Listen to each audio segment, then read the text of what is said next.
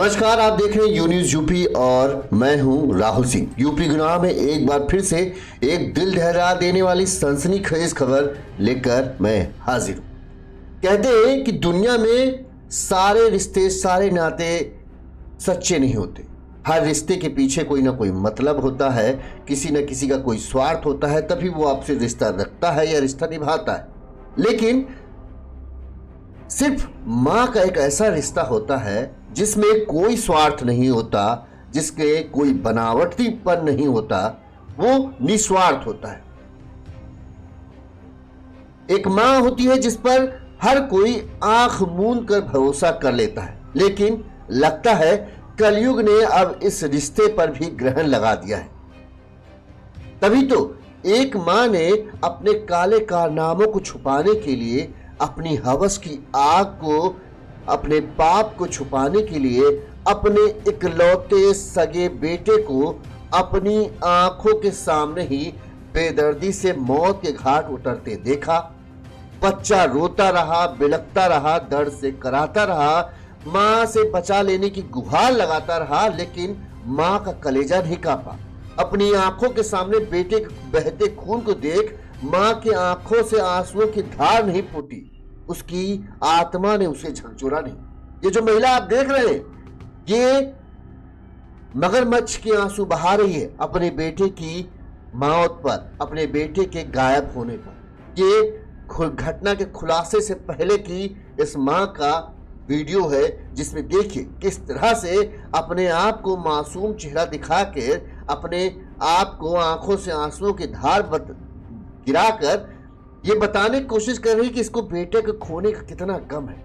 लेकिन जब इसका सच सामने आया तो लोग थू थू कर रहे हैं। लोगों को यकीन ही नहीं हो रहा कि कैसे कोई मां अपने ही बेटे के साथ इतना घिनौना कृत्य कर सकती है। इस घटना के पूरा तफसील से हम आपको बताते हैं, ताकि आपको पूरी घटना समझ में आए कि पूरा मामला क्या है और कहां की खबर है, क्या ये घटनाक्रम है, कैसे क्या हुआ। तो हम आपको सिलसिलेवार तरीके से सारा घटनाक्रम बताते हैं। ये खबर है यूपी के आगरा जिले की, जहां पर एक दिल दहला देने वाली घटना हुई है। आगरा जिले के पिनाहट थाना क्षेत्र, यहाँ का एक नयापुरा मोहल्ला है। मोहल्ले के नाम है नयापुरा। यहाँ पर करण सिंह का घर है। करण सिंह सूरत में एक साड़ी फैक्ट्री में नौकरी करता है। वहीं वो यहाँ पर करण सिंह की पत्नी, जो नयापुरा मोहल्ला है, यहाँ पर इसकी पत्नी यशोदा, उसका 9 साल का बेटा रौनक और उसका छोटा भाई भानु रहते थे। सब कुछ बढ़िया चल रहा था। करण सिंह अपनी सारी जिम्मेदारी निभा रहा था और सब बढ़िया हंसी खुशी थे। 9 साल का बच्चा था, कोई कमी नहीं थी, हर भर बढ़िया चल रहा था। लेकिन बताते हैं कि करण सिंह जब घर से बाहर रहता था तो इसी दौरान जो भानु है, उसका छोटा भाई है, उसका अपनी भाभी के साथ प्रेम संबंध बन गया। 18 नवंबर को करण सिंह छुट्टी से सूरत से घर वापस आया हुआ था। 18 नवंबर को 29 तारीख को शाम 4 बजे वो घर का सामान खरीदने के लिए बाजार गया था। तभी शाम 5 बजे के करीब घर के बाहर खेलते हुए रौनक कहीं लापता हो गया। जो करण का बेटा था रौनक, वो लापता हो गया। घर वालों ने रौनक की तलाश की, लेकिन उसका कुछ पता नहीं चला। मां यशोदा ने इस बात की खबर पिता करण को दी कि बेटा कहीं मिल नहीं रहा है, तुम तुरंत आ जाओ।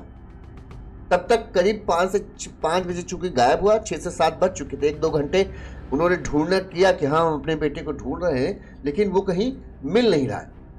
करण घर पहुंचता है, वो तुरंत ही वो भी खोज में लग जाता है कि बेटा कहाँ है, बेटा कहाँ है, लेकिन बेटे का कुछ पता नहीं चल रहा था।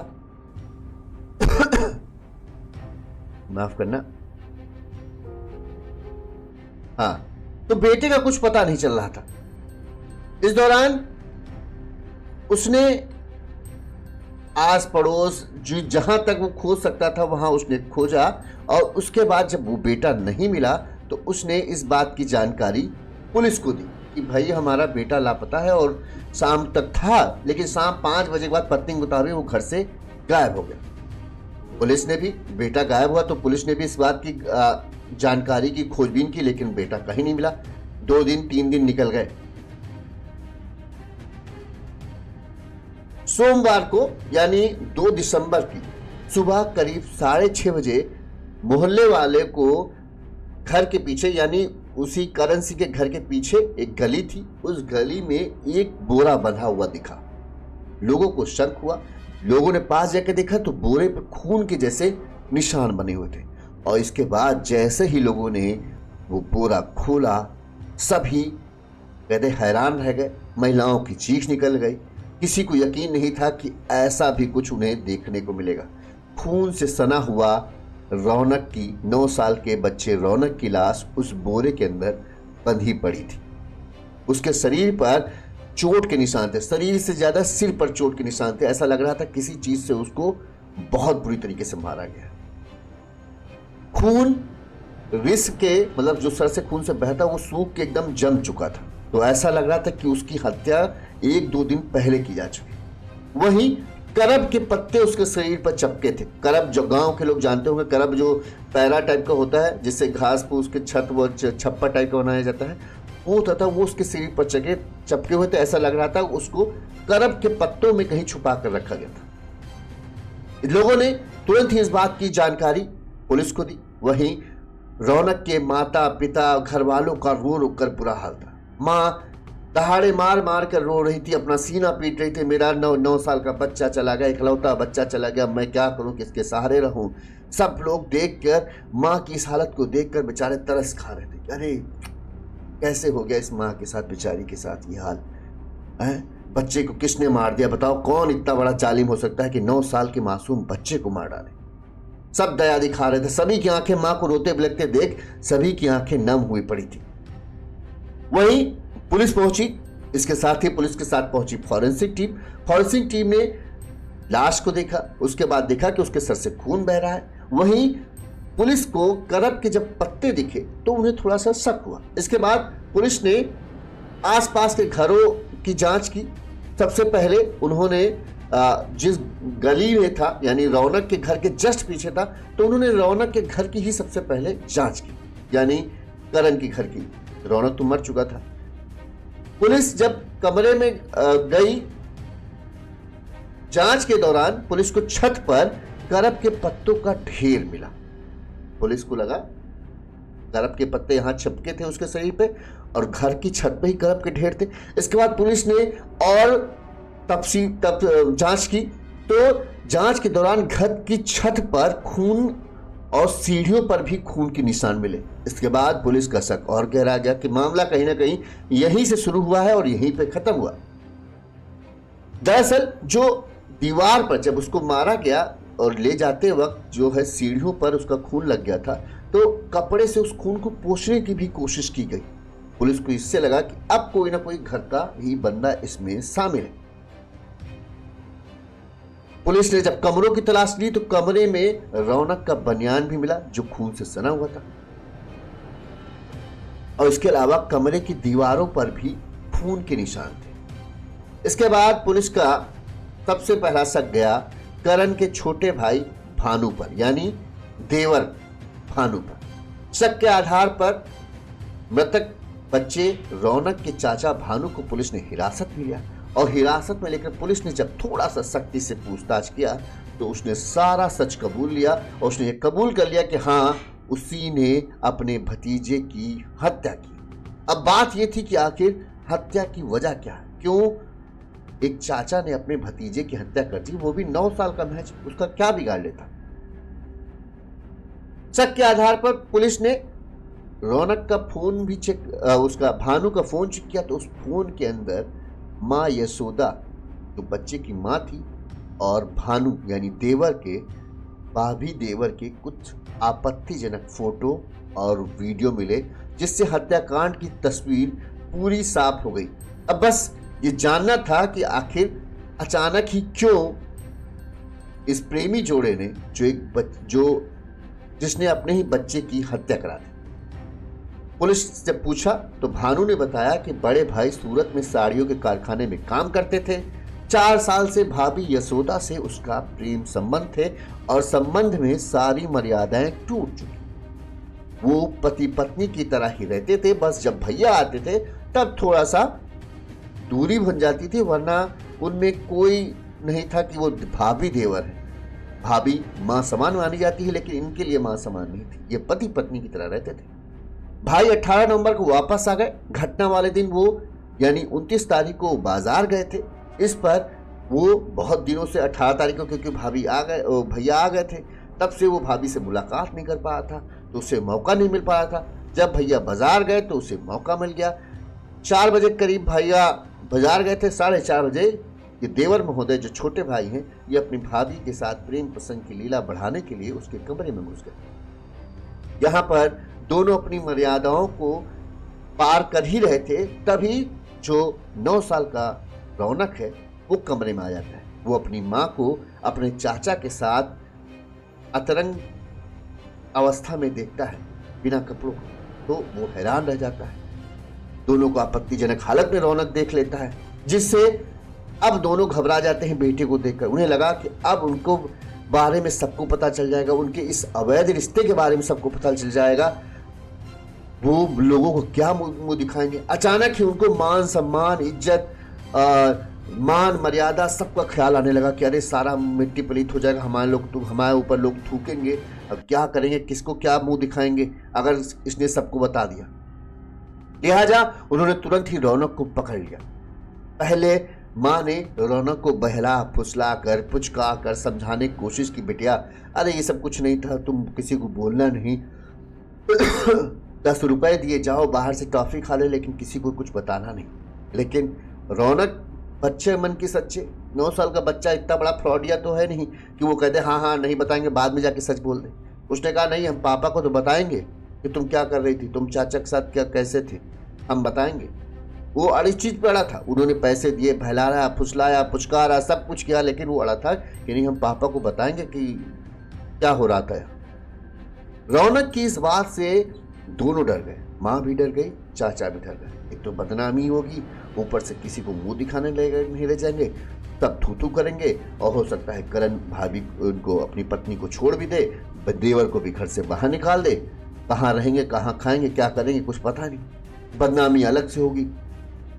इस बात के डर के मारे इन लोगों ने अब ये प्लान बनाया कि अब और कोई रास्ता नहीं है, तो रौनक को मारना ही पड़ेगा। इसके बाद जो रुपए दिए थे, माँ ने अपने बेटे को पुचकारने के लिए उन्हीं से देवर को बोला जाओ इसको कुछ जो इसकी पसंद का है वो खिला के लाओ। कुरकुरे का पैकेट ले दिलाया। इस चाचा ने, जिसकी फोटो आप देख रहे हैं, इस पूरे दौरान ये यहाँ पे रहा, हत्याकांड के दौरान घर वालों के साथ रहा, पुलिस जांच पड़ताल करती रही, इसी ने सब कुछ किया और वहाँ मौजूद रहा और रोता बिलखता रहा, लेकिन इसके सच नहीं सामने आया। लेकिन जब सच सामने आया तो हैरान रह गए। कुरकुरे का पैकेट दिला के लाया, उसके बाद बच्चे को अपने कमरे में ले गया।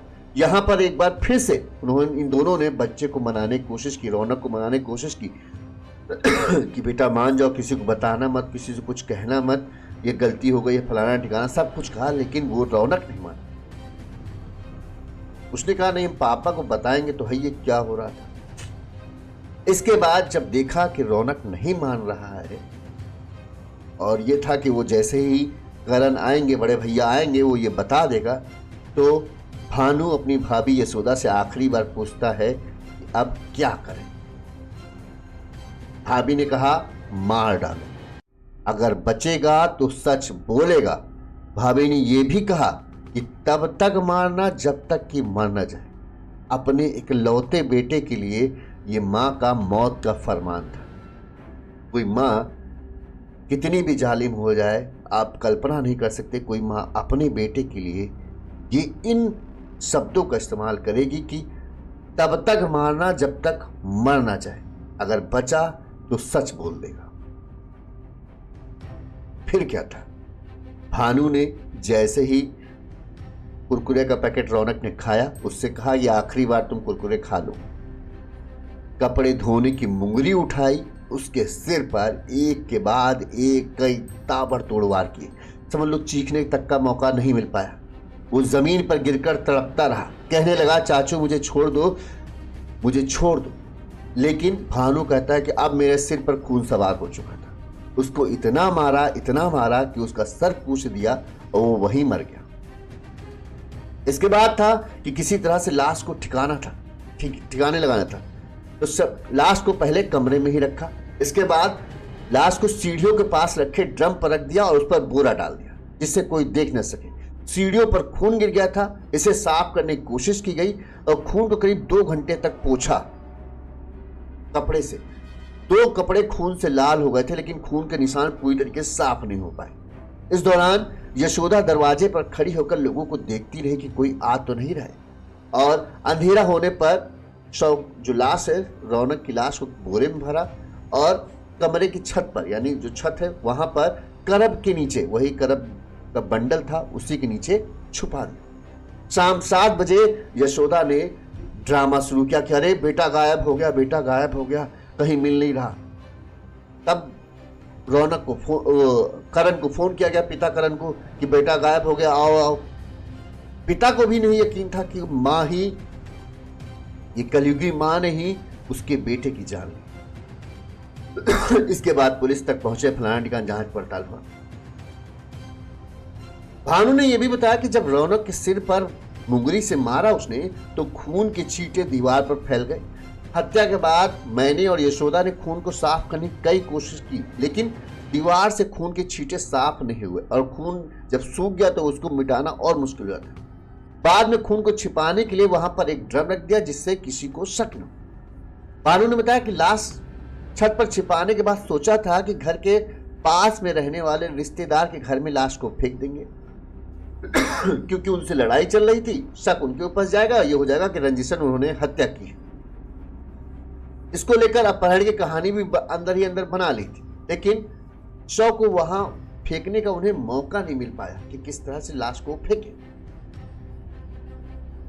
भानु ने यह भी बताया कि भतीजे की हत्या करने के बाद हमने 3 दिन तक लाश को छत पर छिपाए रखा। 1 दिसंबर को रौनक के पिता यानी करण ने कहा कि सोमवार को वो आगरा में पुलिस कमिश्नर से मिलने जाएगा और डॉग स्क्वाड को बुलाएगा ताकि ये पता चल सके कहां बच्चे गया है।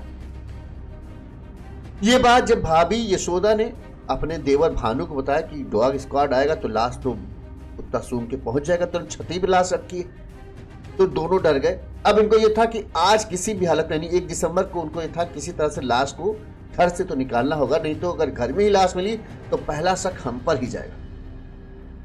इसलिए हमने शव को ठिकाने लगाने की योजना बनाई। सोमवार सुबह 4 बजे यशोदा छत पर गई, मैं मकान के नीचे खड़ा हो गया।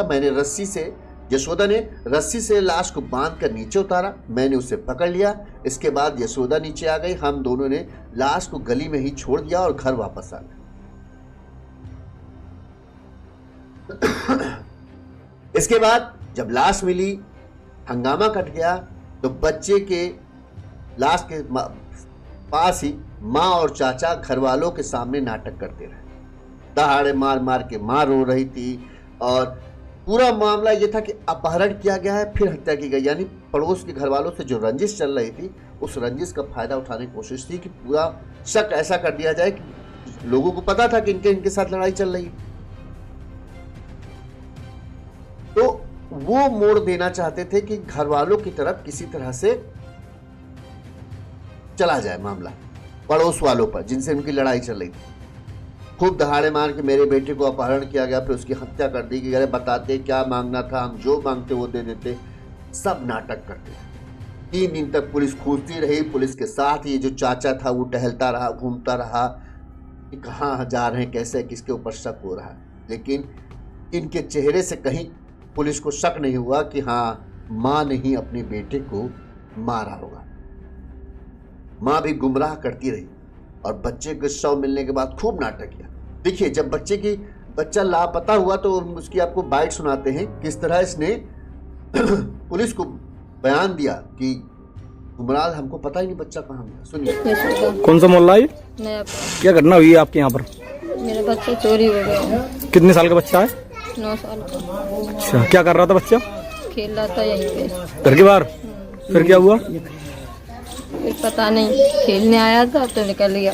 अच्छा, अब तक पता नहीं लगा इसका? नहीं। पुलिस को सूचना दे दी है? दे दी। पुलिस पता लगा रही है, कुछ कर रही है, कुछ प्रयास कर रही है? कुछ नहीं कर रही पुलिस। आपको क्या लग रहा है आपके बच्चे के साथ कुछ? मैं ऐसे क्या बताऊँ। कुछ लग रहा है कोई रंजिश या कोई वैसी बात, मेरे साथ मेरे बच्चों की घटना ही हुई है। कोई घटना हो सकती है। सुना आपने किस तरह से गुमराह कर रही थी। बच्चा मेरा गायब हो गया, रो रही, बार बार आंसू निकल नहीं रहे, फिर भी आंसू पोंछने का ड्रामा कर रही। ये इस तरह की मां थी। जब ये सच सामने आ गया है, लोगों का कहना है, लोगों को एक बार अभी भी यकीन एक तरीके से लोगों का कहना है, जो आस पड़ोस के लोगों का कहना है कि यशोदा का लाडला था उसका बेटा रौनक। रौनक जब स्कूल से घर आता था तो माँ से लिपट जाता था। उसके हाथ तो 9 साल का हो गया था, लेकिन अभी भी खाना अपने माँ के हाथों से ही खाता था। उसके बगैर कहीं नहीं जाता था। हर समय माँ के आगे पीछे ही घूमता रहता था, क्योंकि था भी पिता तो अक्सर काम की वजह से बाहर रहते थे, माँ ही घर पे रहती थी। इकलौता बेटा था तो दुलार प्यार में कोई कमी नहीं थी। कोई भी चीज मांगता था माँ ला के देती थी। इकलौता बेटा है, पिता भी कमाता इसीलिए था कि भाई जो बच्चे को कोई कमी नहीं होनी चाहिए, जो भी वो चाहिए उसको मांगो। जो मांगता था वो उसे दिया जाता था। पुलिस ने जब इस हत्याकांड का खुलासा किया तो हर कोई हैरत में पड़ गया, हैरान रह गया। लोग यही कह रहे थे कि जिस बेटे को जन्म दिया उसकी ही हत्या कर माँ के हाथ नहीं कांपे। ऐसी कौन सी माँ होगी जो अपने ही बेटे की जान ले। लोग थू थू कर रहे हैं कि अरे भगवान, क्या समय आ गया है, ये कलयुग नहीं है तो क्या है, ऐसा कौन कर सकता है। जब खुलासा हुआ तो पुलिस ने इस मामले में क्या कहा वो भी हम आपको सुना देते हैं, फिर उसके बाद इस स्टोरी का कंक्लूजन करते हैं। इसमें अभियोग पंजीकृत कर हम लोग इसमें इसके ढूंढने के प्रयास में लगे हुए थे। टीमें लगी हुई थी, घर वालों के साथ हमारी पुलिस इसको ढूंढने के प्रयास में थी, जिसमें कि कल सुबह हमें सुबह 7 बजे ये सूचना मिली कि उसकी डेड बॉडी एक जूट बैग में पीछे गली में पड़ी हुई है। और उसके तुरंत ही थाना पुलिस पहुंची। मुझे भी सूचना मिली और मेरे द्वारा इसमें एसीपी पिनाहट और एसओजी प्रभारी, हमारे सर्विलांस प्रभारी और ट्रेनिंग आईपीएस अधिकारी जो है उनको तुरंत मौके पर भेजा गया। मेरे द्वारा स्वयं मौके पर जाके उसको घटनास्थल में जाँच की गई और इसमें टीम के द्वारा पूरी जांच और अनावरण के बाद इसका खुलासा किया गया है 24 घंटे के अंदर। ये जो बच्चा है वो उसके सगे चाचा और उसकी माँ द्वारा ही इस घटना को कारित किया गया।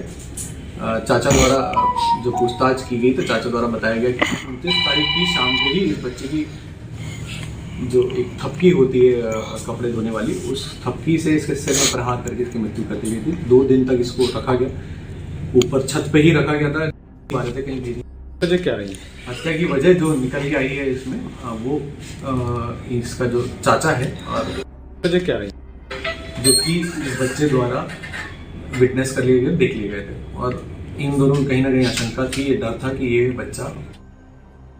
देख रहे हैं, जब गिरफ्तार हुई तो अपना मुंह छुपा रही, अब शर्म लिहाज मान मर्यादा की चिंता सता रही।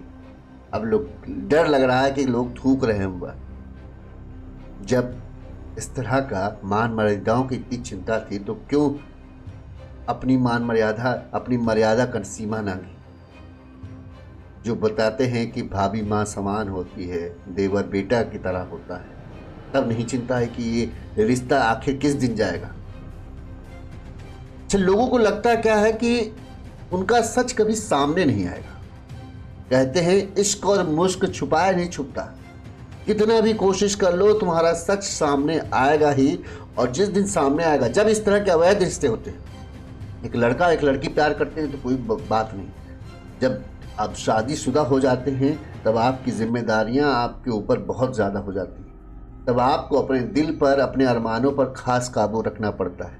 और तब आप जब ये रिश्तों पर जाते हैं तो इन्हें अवैध रिश्ते कहते हैं। और अवैध रिश्ते अक्सर बर्बादी लेकर आते हैं, जैसा इस घर में हुआ। सब कुछ अच्छा चल रहा था, सब कुछ बढ़िया था, लेकिन जैसे ही मर्यादा की सीमा लागी गई वैसे ही बर्बादी ने घर में कदम रखा। 4 साल से इनका प्रेम प्रसंग चल रहा था। इन्हें लगा किसी को क्या पता चलेगा। बेटा के सामने पहले भी शायद कुछ हुआ होगा, लेकिन छोटा बेटा था तब नहीं जानता होगा। 9 साल का बेटा था, अब उसको समझ में आता होगा कि हाँ ये गलत है क्या सही है। गले लगना किसे कहते हैं, कौन किसके गले लग सकता है, शायद इस बात का अंदाजा उससे हो चुका था। इसीलिए उसने जब माँ बाप को चाचा को देखा अपनी माँ के साथ अतरंग होते हुए, तो हुआ कि ये तो गलत हो रहा है, अब पापा को ये चीज बतानी चाहिए। माफ करना। इसीलिए वो अपनी जिद पे अड़ा कि नहीं पापा को हम तो बताएंगे। अगर शायद वो ये मान जाता कि नहीं बताएंगे तो शायद ये छोड़ देते, क्योंकि लेकिन ये छोड़ते नहीं, क्योंकि इनको था ना कि बच्चे तो कभी ना कभी अपने किसी न किसी को तो बता ही देंगे कि ऐसा उन्होंने देखा है, और जिसके सामने बताते तो एक ना एक दिन उनका सच जो है वो सामने आ ही जाता है। और आखिरकार सच सामने आया, अब वही हो रहा है। कहते हैं ना कि जब आदमी इस तरह के संबंधों में जाता है तो वो तब नहीं ध्यान रहता, तब तो उसके ऊपर इसका भूत सवार हो जाता है। बाद में जब भुगतना पड़ता है तब उसे समझ में आता है कि इतनी बड़ी गलती। अब देवर भाभी दोनों जेल में, पिता जिसके लिए कमाता था वो फूट फूट कर रो रहा है, उसका बेटा मर गया, गृहस्थी सारी बर्बाद हो गई। अब क्या कमाए क्या खाए, किसके लिए कमाए किसके लिए खाए। अपनी जिम्मेदारी तो पिता निभा रहा था, लेकिन उसे पता नहीं था कि उसकी पत्नी जिसने 7 वचन लिए थे उसका साथ निभाने के हर सुख दुख में वो उन वचनों को भूल चुकी थी, वो अपनी मर्यादाओं को भूल चुकी थी, और उसने जो किया वो शर्मनाक था। अब पहले रिश्तों की मर्यादा तोड़ी, उसके बाद माँ के नाम को भी कलंकित कर दिया। इस खबर पर आपकी क्या राय है हमें कमेंट करके जरूर बताइएगा, और इसी तरह से गुनाह की तमाम खबरें हम आप तक पहुंचाते रहेंगे। देखते रहिए यूनिज़ यूपी। नमस्कार।